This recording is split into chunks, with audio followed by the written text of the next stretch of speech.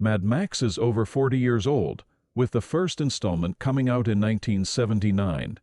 The director, George Miller, became a world-class director with this movie, and Mel Gibson, who starred in Mad Max, went to Hollywood based on it.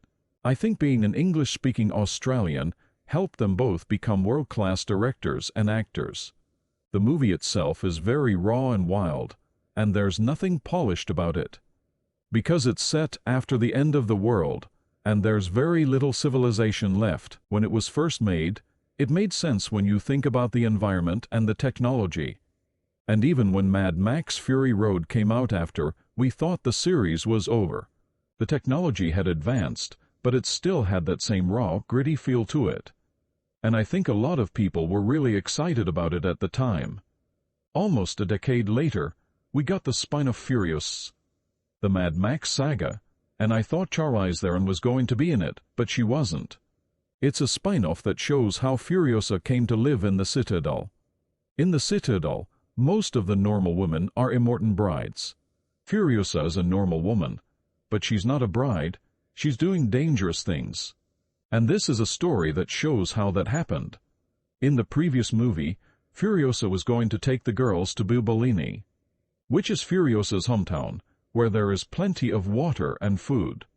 Based on this setting, we see Furiosa's childhood and the moments before she rescues the girls. Anya Taylor-Joy plays the main character, Furiosa. She's kind of the opposite of Charlize Theron, because she's the main character and we have to tell the story of her childhood. So it's hard to have Charlize Theron in the movie. At the beginning of the movie, young Furiosa is picking apples and the Vikings show up. They must never know about the Bubalini. To prevent this, they immobilize Furiosa's motorcycle, but they're soon discovered.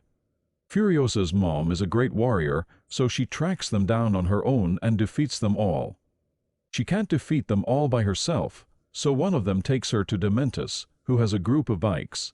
Dementus looks very familiar to me, and I honestly didn't recognize him the whole movie. Dementus is played by Chris Hemsworth. I didn't think he was good at acting because I'm used to action movies and Thor. But he's quite good in this movie, even his voice. I didn't know what the story was about, I just knew that Dementus was the villain. I thought it was the battle between the Vikings and the Bubalini. The previous movie was 9 years ago, so I don't remember, but Dementus was definitely not the top villain. Soon, the top villain, Immortan, was introduced. He looked the same, but his skin looked younger, so it felt a little awkward. In this Furiosa Mad Max Saga, the main story is the grudge and revenge between Dementus and Furiosa. Dementus is a drifter and needs to settle down somewhere. He's got a pack of 1,000 bikers with him, and he needs to feed them.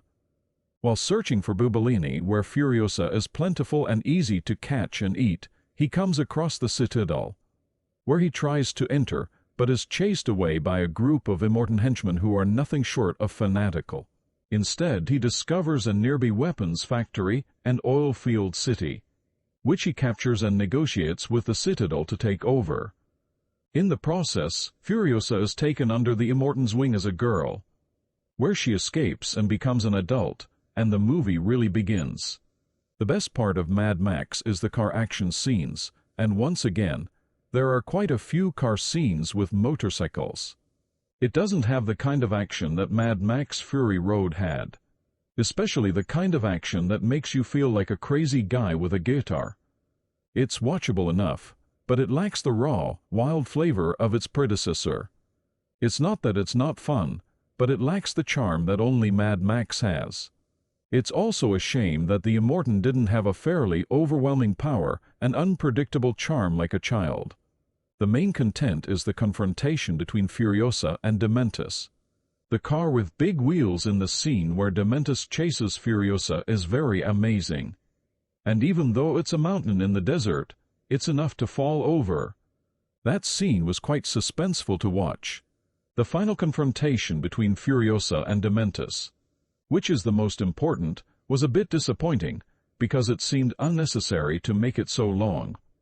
At the end of the movie, there's a Mad Max Fury Road reference, and when the subtitles come up, They show a screen from the Fury Road movie with Furiosa running away with the Immortan girls.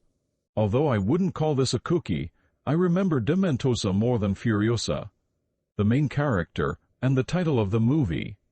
Although Anya Taylor-Joy is quite slender, I feel great for doing this kind of action. Originally, there were supposed to be 5 Mad Max movies, but the spin-off Furiosa came out first. I don't know if there will be a 5th Mad Max movie.